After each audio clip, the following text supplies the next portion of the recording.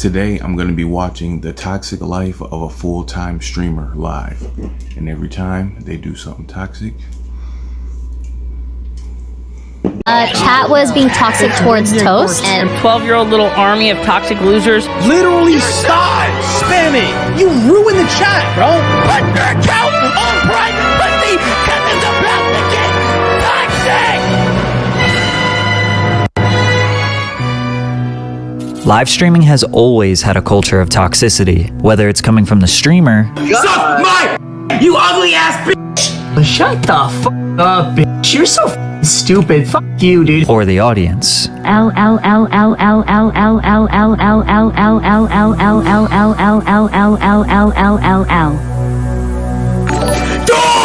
Die! Die! Love you, Speed. You just fucking die! This. Oh my god! I'm about to kill my fucking self!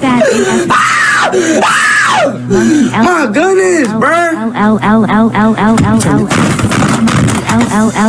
Oh god, I'm about to phone. God, I'm about to go insane on my mama, bruh. Oh god, I'm about to go insane. Just everybody shut up! Fuck! Twitch, being the largest platform for live streaming, grew 83% in 2020 because of everyone stuck at home. Other live streaming platforms had big growth during this time as well. And a number of streamers have become millionaires during this time. But in order to make those millions, there's a bit of a sacrifice they have to make. My name is Patrick CC. Make sure you're drinking water while you're watching this video.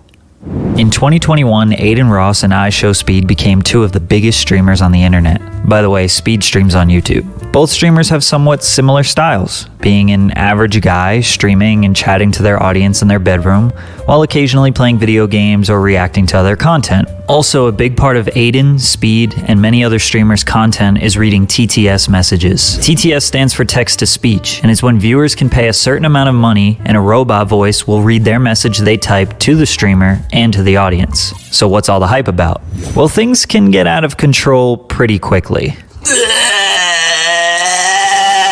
Okay, so maybe right off the bat you're thinking this is fake, like they're playing some sort of character, and I might agree with you, but honestly, I don't know. Because a lot of the times it seems like these creators are being controlled by their chat. Why am I not loved by my own chat, bro? It just makes me like not want to fucking stream. You were just spamming L's when I was reacting to this NBA video that seemed very interesting. But it can get even worse. Say you're a really inspirational guy and I look up to all just playing you bald-headed midget fuck. Stop calling me that! You would imagine that most of the people watching these streamers are fans. So why would they do this to someone that they like? Well, simply because it gets a reaction. Whether it's from the creator or other people in the chat. Kind of like that kid who was in your class and would always talk back to the teacher and say rude things, and 3 people would laugh but everyone else thinks this kid is so fucking annoying. Thousands of those kids are in live stream chats. But it seems like these streamers want that toxicity in their chats. Take this streamer by the name of Deller, for example. He will stream for hours and leave the text-to-speech on, knowing damn well the messages are going to be extremely toxic, racist, and out of control. Just on my grandma sit because she loves Cheetos. Mods. My stepsister has such a tight little... This is unfiltered, unmodded harassment, and it can be prevented to some degree. Specific words or sayings can be banned from people being able to type them. Now I know you get it, you cannot control what other people say and do. There are thousands of commenters partaking in this toxic behavior. If you sat there and tried to ban everyone, you'd lose all your viewers. However, it seems like these streamers are willing to put up with this because 1, it's making them money, and 2, people are sharing it on social media, which is making them more poppin', driving viewers up, and ultimately making them more money. So Aiden, Speed, and other streamers have allowed the chat to make fun of them and bully them, whether it's through the chat or through TTS, because whether you love them or actually don't like them, it's always funny to see someone freak out through a computer screen. Yes, that is Speed barking when he gets angry. And it's not just these two. Pretty much all live streamers have to deal with keyboard warriors to some degree. It just depends on how you handle it. Some people handle it in a very pleasant and respectable way. Is chat being toxic towards my friends that I choose to play with?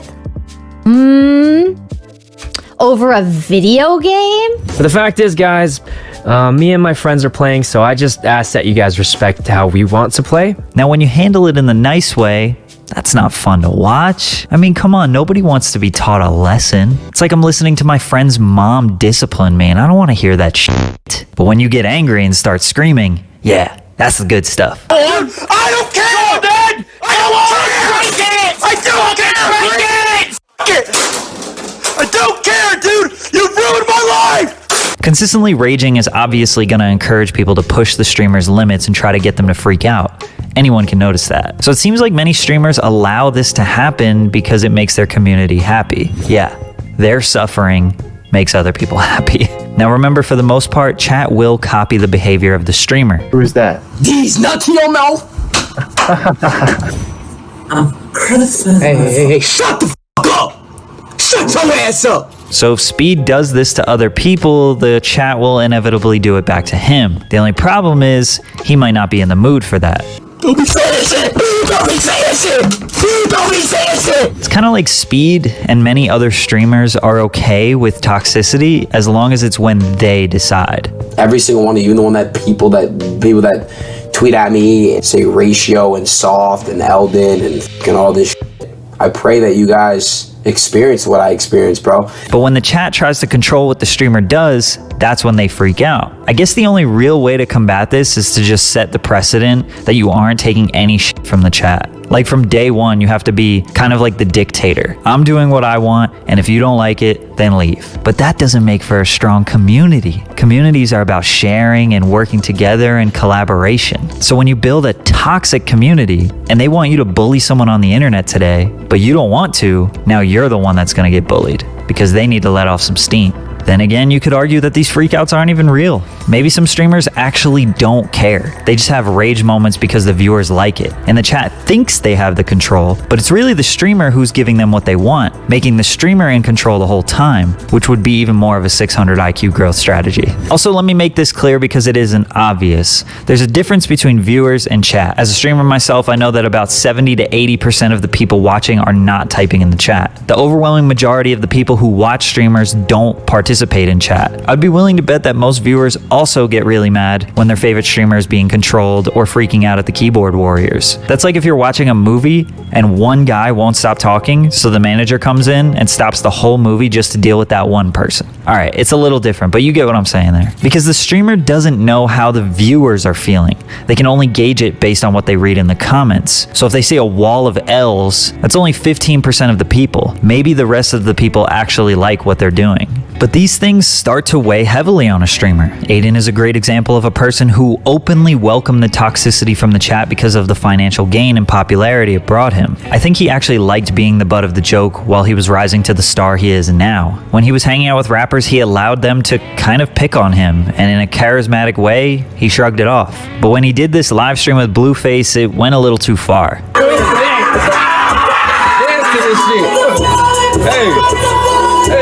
Even DDG had to tell him, Man, the fuck? You didn't help me out. I'm not supposed to help you. Why? You're a grown ass man.